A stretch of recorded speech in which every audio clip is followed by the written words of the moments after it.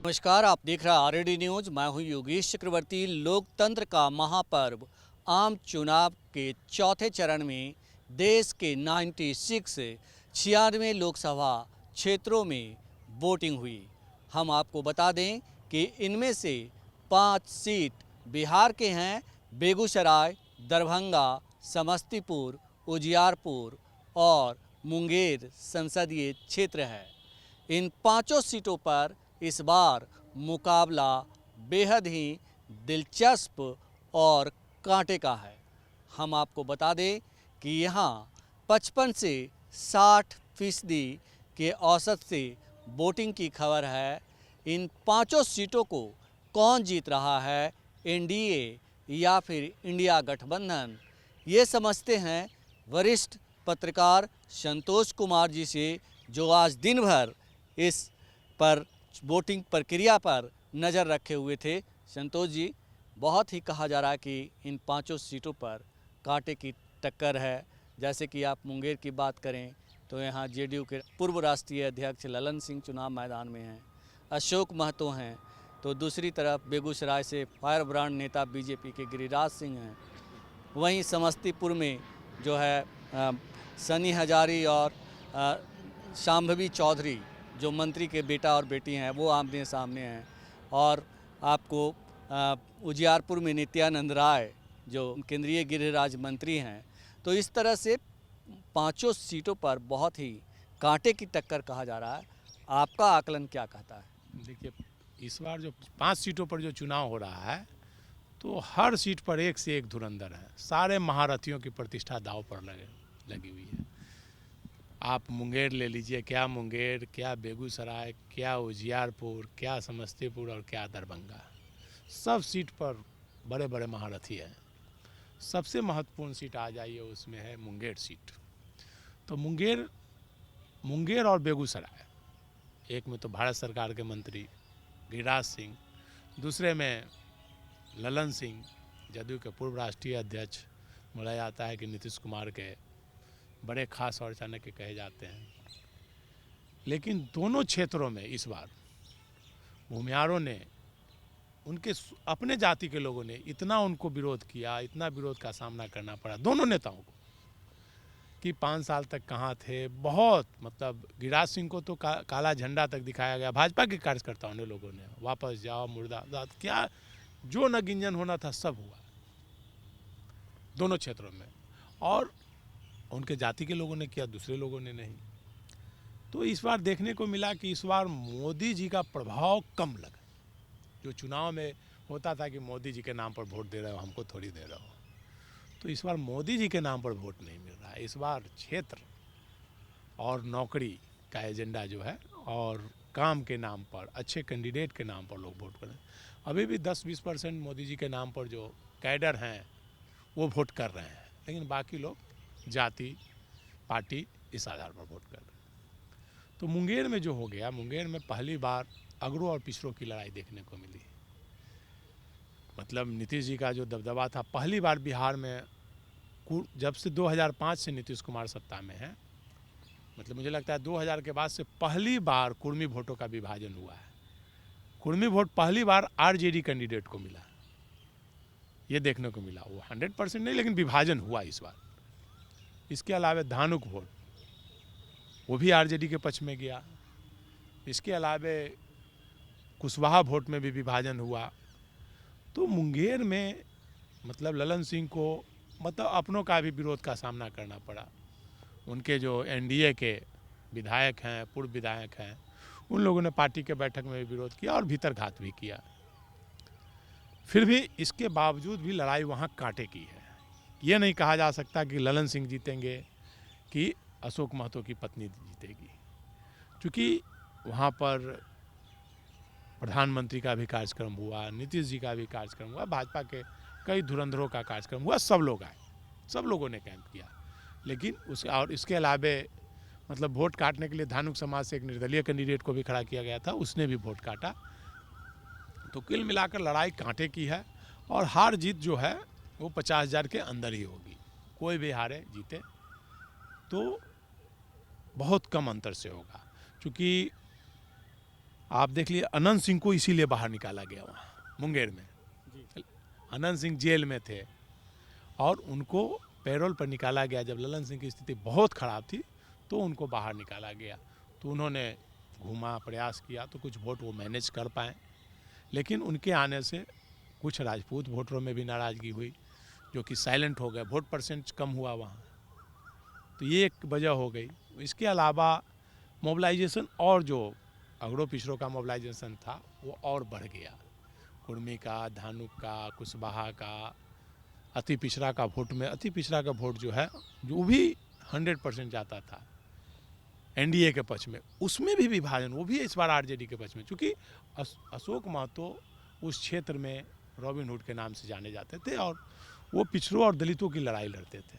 तो वहाँ मुझे लगता है कि लड़ाई बराबरी की है, लेकिन उसमें अपर हैंड अशोक महतो का कहा जा सकता है अभी की स्थिति। बात करें बेगूसराय संसदीय क्षेत्र की, फायर ब्रांड नेता कहे जाते हैं गिरिराज सिंह, काला झंडा दिखाया गया, क्या लगता है? मुझे तो लगता है कि पूरे देश में ऐसा विरोध किसी का नहीं हुआ होगा जितना गिरिराज सिंह का विरोध हुआ है। मतलब जहाँ जा रहे हैं तो उन्हें गाड़ी से भागना पड़ा, गाड़ी में बैठ करके हर जगह लोगों का विरोध का सामना करना पड़ा। मतलब उनका एक भाषण कि भाई हमको वैसा भूमिहारों का वोट नहीं चाहिए जो टुकड़े टुकड़े गैंग को समर्थन करता है।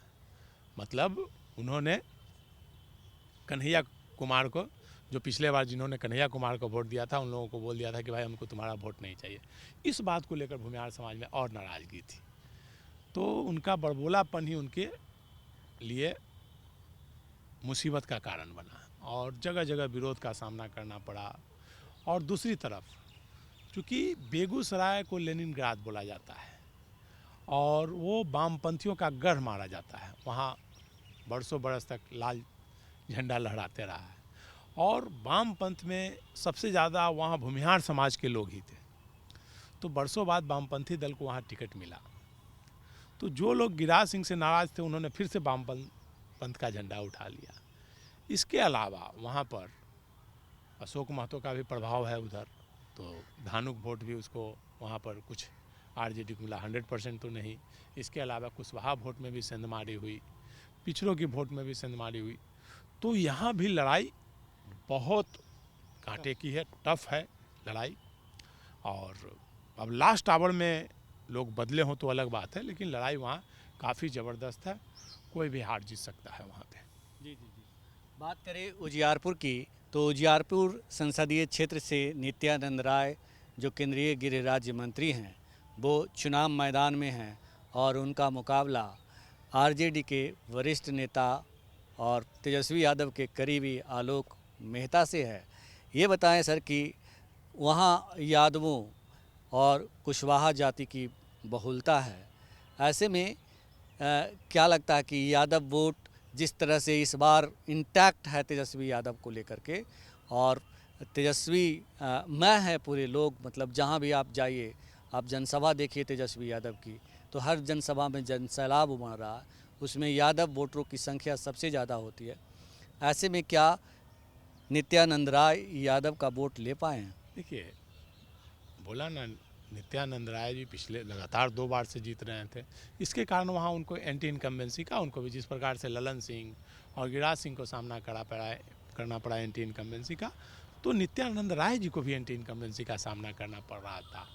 और नित्यानंद जी के राय के लिए वहाँ अमित शाह को प्रचार के लिए आना पड़ा और बोलना पड़ा कि मेरा भाई मित्र है, भाई है, इनको भाई और बड़ा पद जीतेंगे तो अगली बार दिया जाएगा इनको।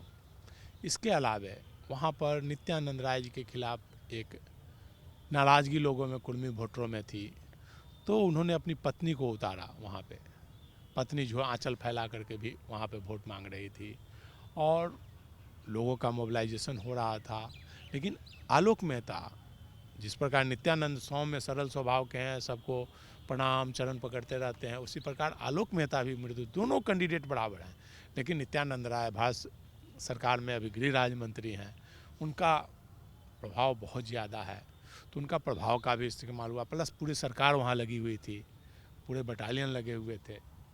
इसके बावजूद वहाँ वोटों का जो मोबिलाइजेशन हुआ तो वहाँ भी वोटों का विभाजन हुआ, कुशवाहा का और यादव वोट का विभाजन हुआ है। थोड़ा बहुत, लेकिन मास वोट जो यादव का है और कोयरी का वो आरजेडी को मिला है। इसके अलावे आप दलित वोटों में भी वहाँ पे आरजेडी को मिला है, पासवान छोड़कर बाकी दलित वोट में भी आरजेडी को मिला है। इसके अलावे आप धानुक समाज का भी वोट मिला है, पिछड़ी जातियों में भी आलोक मेहता की पैठ है। तो वहाँ पे लड़ाई कांटे की लड़ाई है और वहाँ मुझे लगता है कि अगर यादव वोट नहीं टूटे होंगे लास्ट तक, जैसा बोला जाता है धमौन गांव जो बोला जाता था, धमौन में नित्यानंद को एक तरफा वोट मिलता था, लेकिन इस बार आरजेडी को वहाँ पड़ रहा था वोट। इसके अलावा यादव बहुल जो क्षेत्रों में है, नित्यानंद को भी विरोध का सामना करना पड़ा कई जगहों पे, और मोबिलाइजेशन यादव वोटों का, तेजस्वी यादव का नौकरी का जो एजेंडा है इसके कारण हुआ है। इसलिए लड़ाई वहाँ भी कांटे की लड़ाई है। जो पिछली बार लाखों वोट से जीते थे वो अंतर नहीं होगा, वहाँ हार जीत का अंतर 50,000 के अंदर ही होगा। या तो आलोक मेहता जीत सकते हैं या नित्यानंद, लेकिन अपर हैंड मुझे लगता है कि जिस प्रकार से मोबिलाइजेशन हो रहा है वोटों का, साहनी वोट भी वहाँ पे बहुत ज़्यादा है, तो मुझे लगता है कि आलोक मेहता का पलड़ा वहाँ भारी दिख रहा है। जी। बात करें जननायक भारत रत्न कर्पूरी ठाकुर की धरती समस्तीपुर की, तो समस्तीपुर में जो है 2 मंत्रियों के बेटा और बेटी आमने सामने हैं, सांभवी चौधरी और सनी हजारी।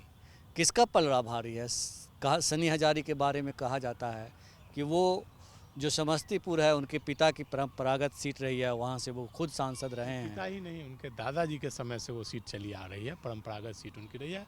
और बहुत ही मृदुभाषी महेश्वर हजारी हों, उनके बेटे हों या महेश्वर हजारी के पिताजी हों, समस्तीपुर क्षेत्र में उनका गढ़ माना जाता है और हमेशा जीतते रहे हैं।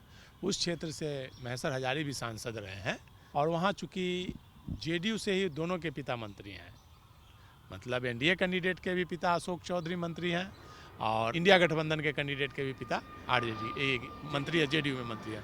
तो वहाँ लड़ाई मतलब एनडीए वर्सेस वो नहीं है, वहाँ जेडीयू की ही लड़ाई है 2 मंत्रियों के बीच। और नीतीश कुमार ने दोनों से पल्ला झाड़ के आराम से चुपचाप बोला कि दोनों अपना फरिया लो भाई। और वहाँ लड़ाई ये स्थिति हो गई है कि वहाँ भी जिस प्रकार से आप देख रहे हैं कि मुंगेर में कुर्मी वोटर जिस प्रकार से विभाजित हो गए हैं, वहाँ भी समस्तीपुर में भी कुर्मी, कोयरी प्लस वहाँ पासवान वोट भी आश्चर्यजनक रूप से महेश्वर हजारी के साथ है वहाँ पे, प्लस इंडिया गठबंधन का जो वोट है वो है। तो वहाँ मुझे लगता है कि पलड़ा वहाँ पे महेश्वर हजारी के बेटे का भारी है, वहाँ पे इंडिया गठबंधन का वहाँ पलड़ा भारी है। हालांकि मतलब अशोक चौधरी ने अपने बेटी के लिए मतलब पूरी ताकत धगा दी, क्या धनबल क्या बाहुबल, पूरी ताकत झोंक दी थी। पूरा देखा जाए तो उनका विभाग, भवन निर्माण विभाग पूरा वहाँ कैंप किए हुए था, मतलब खुलकर बोरियां खुली हुई थी एकदम, वोट के लिए जी जान लगा दिए थे अशोक चौधरी। यही नहीं, महावीर मंदिर के किशोर कुणाल जो हैं वो भी वहाँ अपनी बहू को लिए कैंप कर ले रहे थे। तो वहाँ एक मामला हो गया कि भाई दलित सीट को अगड़ों को दे दिया जा रहा है, क्योंकि वो भूमिहार की बहू हो गई, तो भूमिहार ही हो गए ना। तो इस नाते वहाँ पर लड़ाई हो गई है और मुझे लगता है कि वहाँ पे महेश्वर हजारी के बेटे हैं, उनका पलड़ा भारी है। और अशोक चौधरी भले कुछ कर लें, लेकिन मोबिलाइजेशन वहाँ महेश्वर हजारी के बेटे के पक्ष में। और नीतीश जी का भी अप्रत्यक्ष रूप से मुझे लगता है कि उनको सपोर्ट था, जिसका फ़ायदा उनको मिल रहा है। बात करें मिथिलांचल का दिल कहे जाने वाले दरभंगा की, तो यहाँ से भी जो है ललित यादव जो आरजेडी के नेता हैं, मंत्री रह चुके हैं, तेजस्वी यादव के करीबी हैं, उनका मुकाबला गोपाल जी ठाकुर से है बीजेपी का। तो यहाँ किस तरह की जो है लड़ाई हुई और क्या कुछ आपको देखने को मिला? चुनाव नतीजे क्या होंगे यहाँ के? देखिए, मिथिलांचल में दरभंगा सीट जो है वो ब्राह्मणों का माना जाता है। वहाँ से लगभग 9 बार ब्राह्मण कैंडिडेट ही सांसद हुए हैं और इस बार एक नया प्रयोग आरजेडी ने किया। यादव वहाँ से आरजेडी भी मुझे लगता है कि कभी यादव कैंडिडेट को नहीं लड़ाया था, हमेशा मुस्लिम को लड़ाते थे। पहली बार एक नया प्रयोग वहाँ पे किया गया है, लेकिन उसमें मुझे लगता है कि मोबिलाइजेशन जो है एनडीए के पक्ष में ज़्यादा है, भाजपा उम्मीदवार के पक्ष में। और लड़ाई है ललित यादव चूँकि वहाँ के से लगातार एमएलए रहे हैं, हारते नहीं हैं वो। अब्दुल बारी सिद्दीकी का भी क्षेत्र वो आता है तो वो भी लगे हुए हैं। ललित यादव का भी वर्चस्व है। अच्छा प्रयास हुआ है वहाँ पे, लड़ाई अच्छी हुई है। लेकिन वहाँ पर देखा जाए चूँकि एनडीए का वोट बैंक वहाँ इतना ज़्यादा है और ब्राह्मणों की पूरी गोलबंदी, आबादी बहुत ज़्यादा है, पूरी ब्राह्मणों की गोलबंदी है, प्लस पिछड़ी जातियों की गोलबंदी वहाँ है। तो वहाँ पर मुझे लगता है कि पलड़ा एनडीए का भारी लग रहा है वहाँ पे। लेकिन जातीय समीकरण जो हैं, आपने कहा कि ब्राह्मणों का सीट है, ब्राह्मण 2 लाख से कुछ ज़्यादा हैं, लेकिन यादव जो समुदाय है उनकी संख्या भी 2 लाख के करीब है। 1,99,000 समथिंग जो है आंकड़ा है यादव वोटरों का। उसके बाद मुसलमान वोटरों की संख्या करीब 3 लाख की है। और इसके अलावा जो है बाकी समुदाय के लोग होते हैं, जैसे रविदास, पासवान, इनकी अच्छी खासी, तो इन सब जो कहा जा रहा है कुशवाहा, कोयरी और कुशवाहा समुदाय की भी अच्छी खासी वोट है। तो क्या इन जातियों के वोट आरजेडी को नहीं मिला? देखिए, उस क्षेत्र में मिथिलांचल में बोला जाता है ना कि ब्राह्मणों का दबदबा वर्चस्व रहा है, दरभंगा में खासकर शुरू से वहाँ ब्राह्मण ही जीतते रहे हैं। तो एक बोला जाता है ना, एक मानसिकता लोगों की हो गई कि ब्राह्मण कैंडिडेट का सीट हो गया है। और वहाँ पे भले यादव फातिमे भी तो वहाँ से चुने गए थे। ब्राह्मण और मुसलमान बोले ना, पिछले देखा जाए तो लगातार पिछले 30 वर्षों से ब्राह्मण ही और मुसलमान वहाँ से जीतते रहे हैं। पहली बार प्रयोग यादव का हो रहा है वहाँ। तो कितना मोबिलाइज ललित यादव कर पाते हैं, लड़ाई कांटे की है वहाँ पे। ऐसा नहीं है कि एक तरफा लड़ाई है, लड़ाई कांटे की। ललित यादव के आने से मोबिलाइजेशन हुआ है और लड़ाई कांटे की हुई है। जो यादव का 20% वोट मिल जाता था भाजपा कैंडिडेट को हिंदू मुस्लिम के नाम पर, वो इस बार नहीं मिल रहा है। तो मोबिलाइजेशन है, जो ज़्यादा वोट से जीतते थे वो लड़ाई इस बार कांटे की हो गई है। अब ललित यादव कुशवाहा वोट कितना तोड़ पाए हैं, क्योंकि वहाँ पर ज़्यादा कुशवाहा का वोट हो चाहे पिछड़ी जाति के वोट में कितना सेंधमारी कर पाए हैं ललित यादव। अगर ज़्यादा कर पाएंगे तभी वो जीत पाएंगे। और अभी जो वर्तमान स्थिति लड़ाई कांटे की है, लेकिन उसमें मुझे लग रहा है कि पलड़ा ललित यादव जीत जाएं तो कुछ वोट से ही जीत सकते हैं। वो हार जीत का अंतर 50,000 से ही रहेगा, ज़्यादा का अंतर वहाँ नहीं आएगा। तो लड़ाई कांटे की है, उसमें कोई भी हार जीत सकता है। तो बिहार के जिन 5 सीटों पर आज यानी कि चौथे चरण में मतदान हुए हैं, इन 5 सीटों पर कांटे की टक्कर है।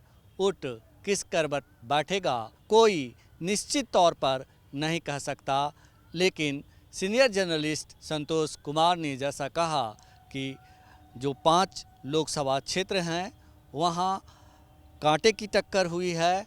और ये जो रिजल्ट आप कहेंगे कि अंतिम नतीजे जो है वो आपको 4 जून को ही पता चल पाएगा। लेकिन सबसे बड़ी बात यह है कि इंडिया गठबंधन हर जगह एनडीए उम्मीदवारों को कड़ा फाइट दिया है। फिलहाल इतना ही। आप हमें फेसबुक पर फॉलो करें, यूट्यूब पर सब्सक्राइब करें, लाइक करें, शेयर करें और कमेंट कर अपना महत्वपूर्ण विचार और सुझाव जरूर दें। धन्यवाद।